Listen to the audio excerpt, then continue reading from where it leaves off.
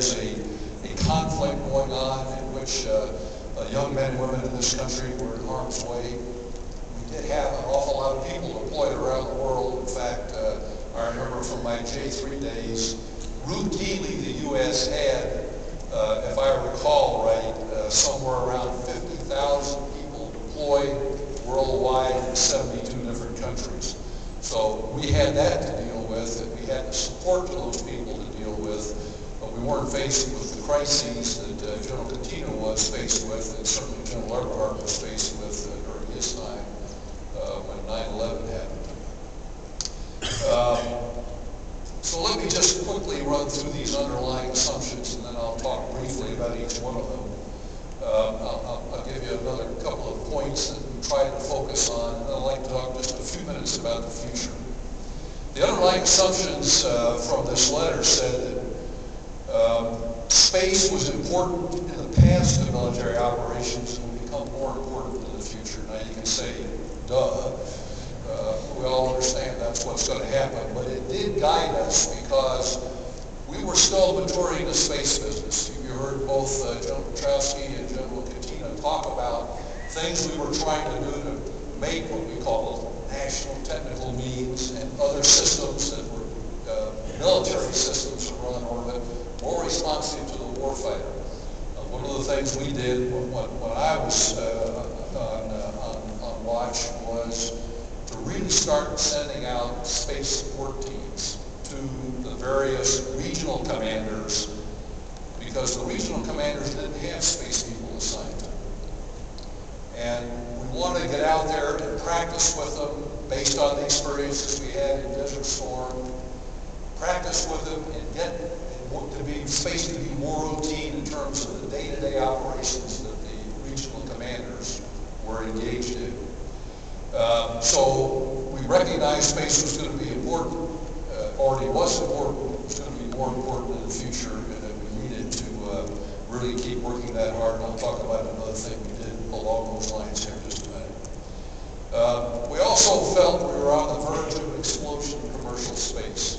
This turned out not to be correct, but at the time you got to remember that what we were doing was bringing online as a nation all the new launch systems. And the feeling was, because these launch systems were going to substantially reduce the cost of going to space, that the commercial marketplace was really going to blossom. We predicted that in the 10 years between 98 and 2008, somewhere between 1,500 and 1,800 new satellites were going to be put on orbit. I don't know how many were, I haven't gone back and counted, but it certainly wasn't that many. And we also predicted that the amount of revenue spent worldwide on the space business was going to be about $100 billion, $8 billion of which would come from GPS alone, and that's going to be the year 2000. You heard Elliot Pulling at the opening ceremony say that in 2008, the worldwide space business was about $250 billion. So just in that 10-year period, it's gone 2.5 times what we predicted in the year 2000. So we were reasonably close with our predictions in terms of the amount of money. We were way off in terms of the satellites that would be launched, because clearly the launch industry, while we did bring on new systems that weren't as cheap as we thought they were going to be, they didn't come on quite as soon. And of course the commercial marketplace, which the military thought were going to be the initial users of all those new systems, didn't use them as quickly as we thought they would. The military actually became the first users of all those new launch systems. The third point was, we said space is critical to military and economic instruments of power, and will emerge as an area of national interest. Now, why was that important, and why did we relate it to sort of the politics of what was going on?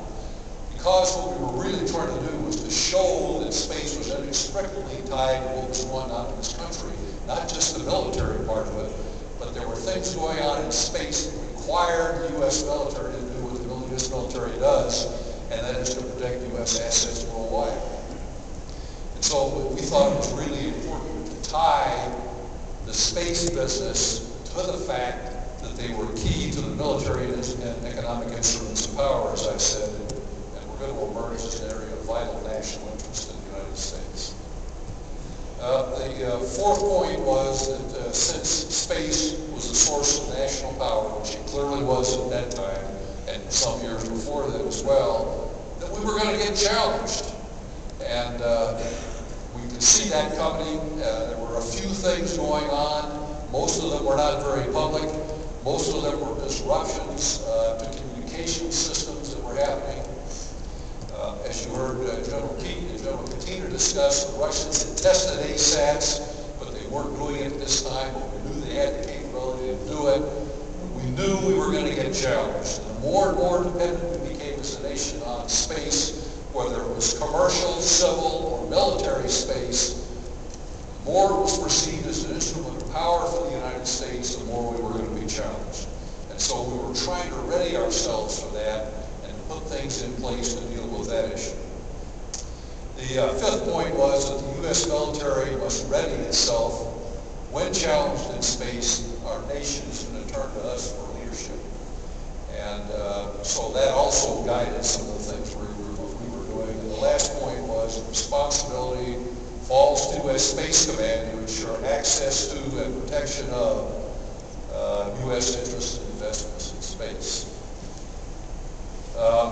So those were the principles that guided us, and a couple of the things that we did to try to ready ourselves for the future. One of them was we developed what's called a long-range plan.